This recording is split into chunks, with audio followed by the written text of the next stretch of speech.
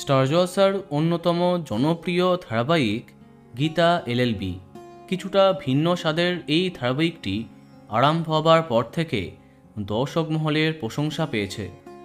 ধারাবাহিকের মাধ্যমে জনপ্রিয় হয়ে উঠেছেন টেলি অভিনেত্রী হিয়া মুখার্জি। নয়নতারা ধারাবাহিকের সফলতার পরে গীতা এলএলবি তাকে সাফল্যের চূড়ায় নিয়ে গেছিল। কিন্তু হঠাৎই টেলিপাড়াতে মন খারাপের কথা সামনে এলো। 2023-এর নভেম্বরে আরম্ভ হয়েছিল ব্লুজ প্রোডাকশনের এই ধারাবাহিকটি। টিআরপিতেও বাজিমাত করেছিল।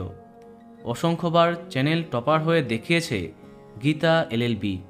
একটানা সন্ধে 6:30টার স্লট নিজের দখলে রেখেছিল। কিন্তু বিপরীতে নতুন প্রতিপক্ষের আগমনে পিছিয়ে পড়ে গীতা এলএলবি।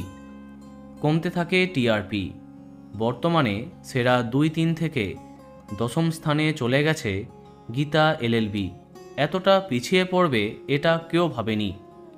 অন্যদিকে রানী ভবানী সহ এই মুহূর্তে মোট 3টি ধারাবাহিক স্টার জলসার পাইপলাইনে আছে। এমন সময় দর্শক মহলে দুশ্চিন্তার কালো মেঘ জমেছে।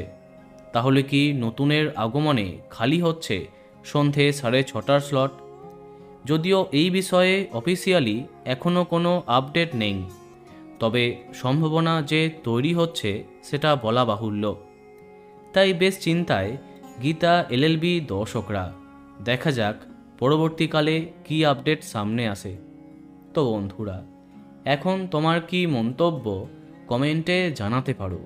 আর এই রকমই আরও অনেক ভিডিও পেতে সাবস্ক্রাইব কারেন্ট পজ। ধন্যবাদ।